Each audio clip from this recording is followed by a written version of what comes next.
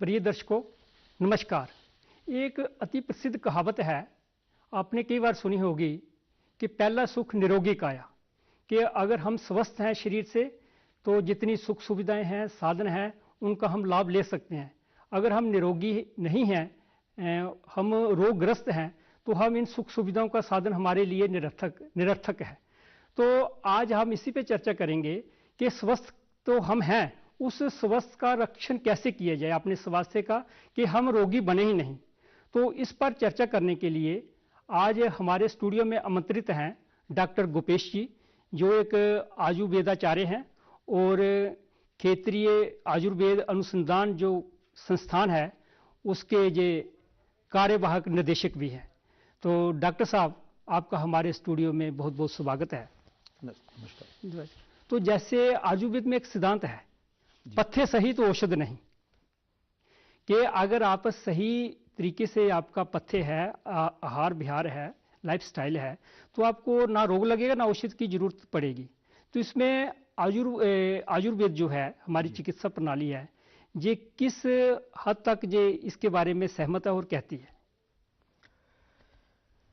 देखिए सर, व्याकरण की दृष्टि से और शब्द संसार है उसकी दृष्टि से भी देखा जाए जी, तो आरोग्य जी और सुख ये सिनोनिम है।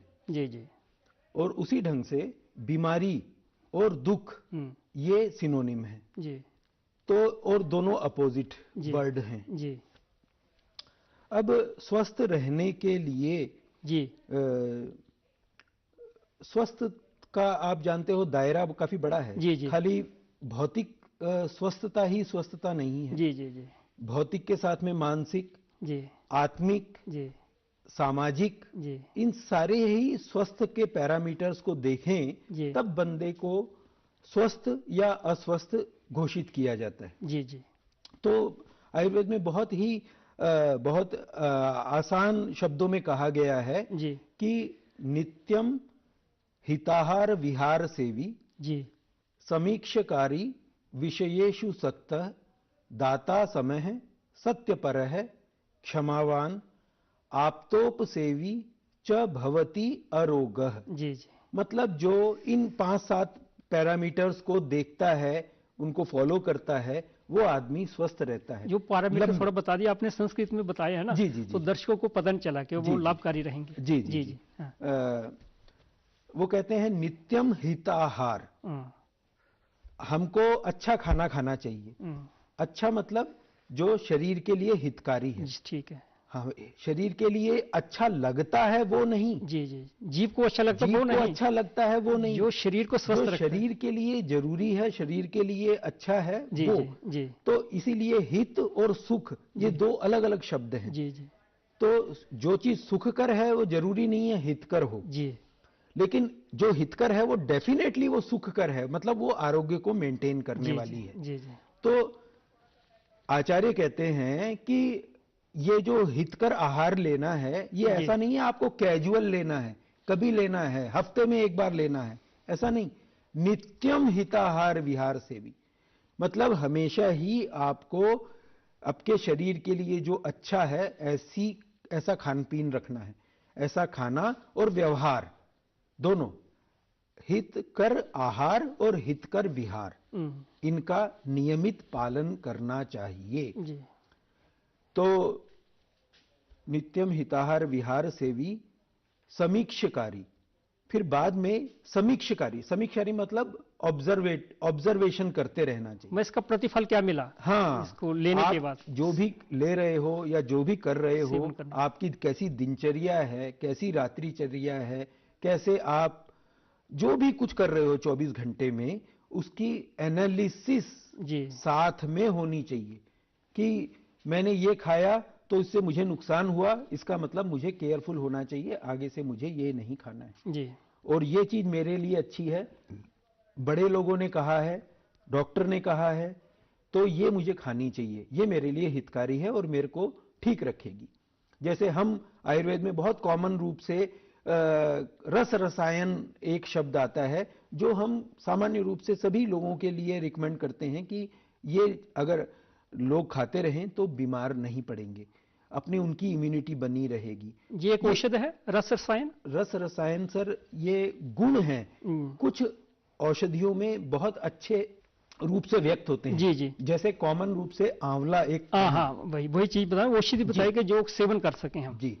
तो ये आंवला ऐसी चीज है जो साल भर आप सेवन कर सकते हैं, और सेवन करने का एक सामान्य तरीका च्यवनप्राश भी है, जिसमें 50% से ज्यादा आंवला होता है। च्यवनप्राश जी जी। तो वो रिकमेंडेड होता है कि आप साल भर इसको खा सकते हैं। जी जी। इसी ढंग से हरड़ अपने कॉमन यहाँ पे भी वो खांसी के लिए भी काफी लाभकारी है ना? तो हरड़ भी लोग इस्तेमाल भी करते हैं। जी जी। मौसम में उसकी वो भी बनाते हैं, कढ़ी वगैरह बनाते हैं, तो उससे भी जो बुखार वगैरह होने के चांसेस रहते हैं, इन्फेक्शन के चांसेस रहते हैं, वो कम हो जाते हैं और व्यक्ति स्वस्थ रहता है। डॉक्टर साहब ऐसे भी कहा गया कि ऋतु अनुसार हमें आहार लेना चाहिए, जैसे ऋतु हो, जैसे मौसम हो, एटमॉस्फेयर को देख के या वहाँ की प्रकृति का वातावरण देख के लेना चाहिए, तो हमें वो ज्ञान नहीं रहता है, क्योंकि उसी की वजह से भी कई रोग उत्पन्न होने की आशंका रहती है हमारे लिए। तो किस ऋतु में कौन सा आहार लेना चाहिए, ये उसके बारे में जर्नल में जो थोड़ा हमारे दर्शकों को जानकारी दे दीजिए। जी, आयुर्वेद का एक सर सिद्धांत ये भी है जी कि जो व्यक्ति जिस प्रदेश में पैदा होता है जी, उसके लिए वहां पैदा होने वाली जो चीजें हैं, चाहे वो आहार द्रव्य हो जिनको हम खाने के रूप में इस्तेमाल करते हैं, या औषधि द्रव्य हो जिनको हम एज ए मेडिसिन इस्तेमाल करते हैं, वो बहुत ज्यादा माफिक आती हैं। मतलब इसमें बहुत ज्यादा ये रॉकेट साइंस नहीं है। जी जी। आप जहां पैदा होते हो आपके लिए वहां आसपास की चीजें माफिक आएंगी ही, मतलब ये यूनिवर्सल सिद्धांत है। तो इसलिए हमारे लिए बहुत जरूरी है कि हम आसपास जो भी चीजें पैदा होती हैं, चाहे वो छोटे पेड़ हों, छोटे पौधे हों, फसलें हों, या बड़े पेड़ हों, हमको उनकी जानकारी होनी चाहिए। जी जी जी। तो ज्यादा से ज्यादा लोगों को ज्यादा से ज्यादा जानकारी लें और दूसरों को भी बताएं कि भाई आप ये लो, ये जैसे यहाँ चौलाई होती है, बना होता है, कचनार होता है, मौलसरी होती है, और भी बहुत सारे पेड़ पौधे हैं, उनके लोग आहार के रूप में भी इस्तेमाल करते हैं और औषध के रूप में भी इस्तेमाल करते हैं। जी जी जी।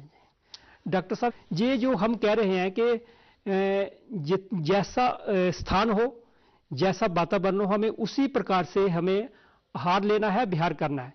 तो इसका कहने का ये एक और भी अभिप्राय है कि जैसा देश है वैसा ही हमें उसी के साथ अनुसार डलने की प्रक्रिया हमारे में होनी चाहिए।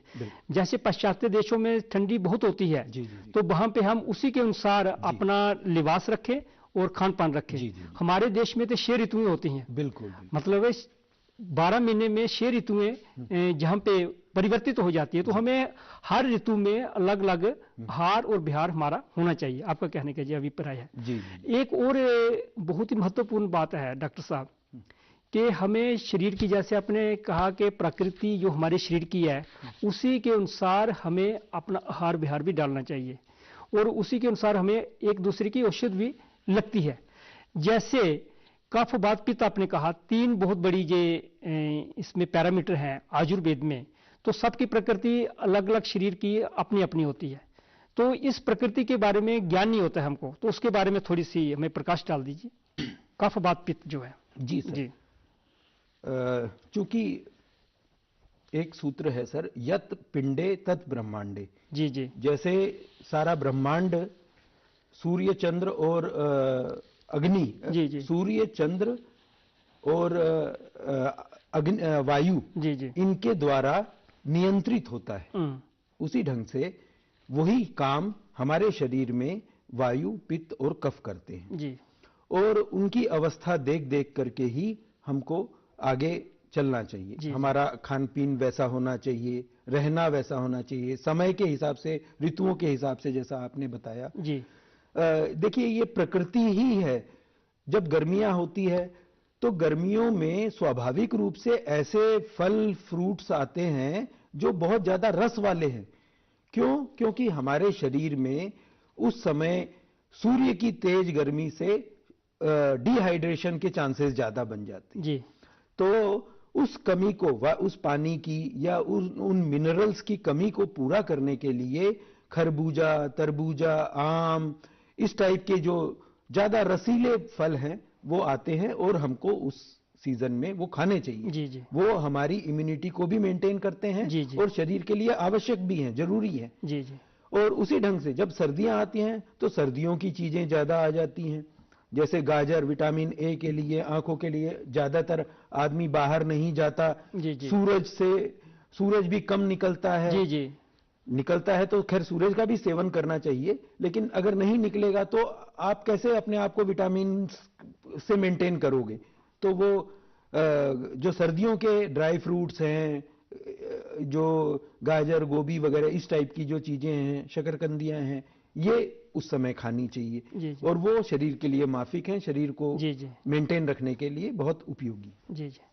डॉक्टर साहब, एक हो रहा है कि आयुर्वेद में ऐसा क्या निर्देश दिया गया है, जैसे बिना डॉक्टर की सलाह के लिए जो छोटी छोटी बीमारियां हमें लगती हैं, सर दर्द होगी, पेट दर्द होगी, बुखार आ गया, बिना डॉक्टर के सलाह लिए भी हम औषधियां ले सकते हैं, या इसके लिए कोई ऐसी घरेलू जड़ी बूटियां हैं जो हम इस्तेमाल कर सकते हैं?